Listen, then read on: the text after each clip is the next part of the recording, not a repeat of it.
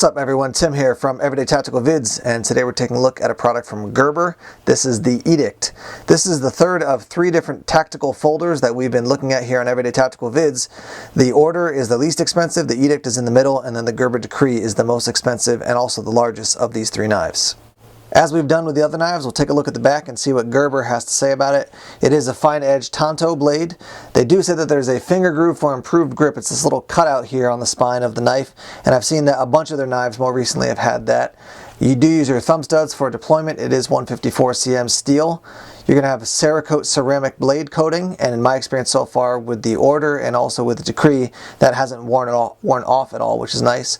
You do have a glass-filled nylon handle, and you have that rubberized texture on top of it. Pocket clip, lanyard hole, and then what they call an enhanced palm swell for heavy-duty work. And then this is a lockback mechanism as far as how it's going to stay locked open when you have the blade deployed. Here's what it looks like out of the box. Your overall length is 8.5 inches. Your closed length is 4.9 inches.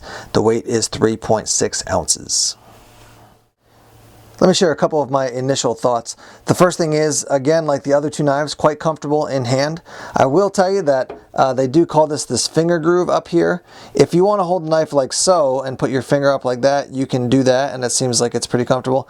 If you do want to hold the knife like this, your thumb, you really got to stretch to get your thumb all the way up toward the front of that groove. So when they call it a finger groove, I'm assuming they mean for, you know, if you want to do some fine work like this. But if you're going to have your hand like this, you really got to choke way up on it to get that thumb up there. It's not terrible, but it does feel like it's a bit of a stretch, and I do have, I would say, slightly large hands, so just something to be aware of.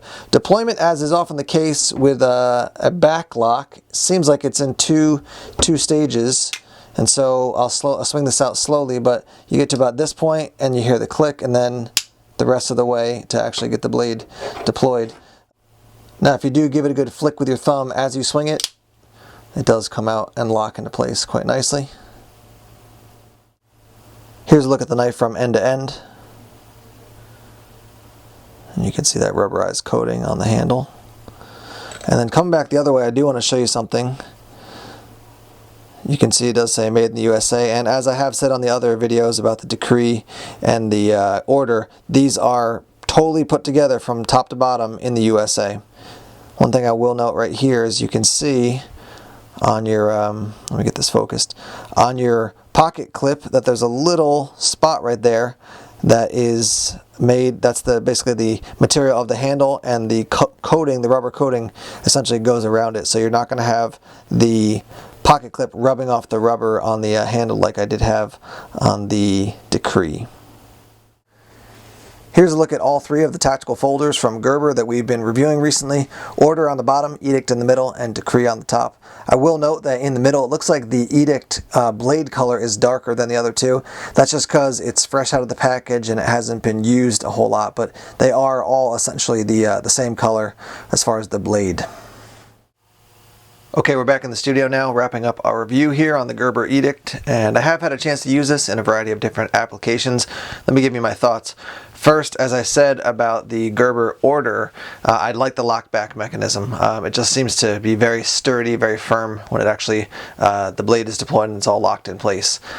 Deployment, I would say, I find quite challenging. Gerber, their angle is to say it's for quick deployment. You have dual thumb studs, ambidextrous there. I just found it hard because of the lockback mechanism. It feels like it opens in two stages, about halfway and then the rest of the way. So for me, you know, I'll continue to use it and see if it kind of loosens up, but initially I would say it does not open super smooth. I would say a preference thing is style of blade. So for me, tanto, 50-50. Sometimes I like it, sometimes I don't like it. One thing I will tell you about this style of blade is I found it excellent for piercing, and that makes sense because this line of knives, and in particular this one, Gerber is kind of gearing towards a self-defense knife. So if you're in law enforcement, military, or something like that, or if you want to carry a knife for self-defense, they're saying this is a good one for that. I would say because of the effectiveness of the piercing that, yeah, it falls right in line with that. The handle is kind of overbuilt, and that's actually good because it does give you really strong positive control. That rubber overmold also gives you nice strong control. I felt like when it was in my hand it was very firm. I had good solid grip on it, and the jimping is appropriately placed. I would say maybe a little bit more jimping toward the back of the knife up on the spine there, but overall I still feel like I do have a lot of control of the knife. So who's this knife for? As far as EDC, if you like a larger EDC blade, this could be a good one for you. If you want something a little bit smaller, I would recommend looking at the Gerber Order instead of this one. Also, if you're in law enforcement, military, and you want what feels like to me a solidly built tactical folder, then this could be a good one for you. The main other thing I want to say, which is a major plus of this knife, is 154 cm for your steel. That's the same type of steel I have on my Griptilian, and it's known for excellent edge retention, and I would definitely say that's true. When I sharpen my Griptilian up and use it still for quite a bit, it'll still stay quite sharp over the long term. So 154 cm is a great steel for this knife, and you're going to have excellent edge retention. That's going to wrap up our review. Thanks as always for checking out our videos. Please subscribe to Everyday Tactical Vids here on YouTube. Like us on Facebook, follow us on Twitter, and we're also on Tumblr and Instagram as well. More videos coming soon. Take care.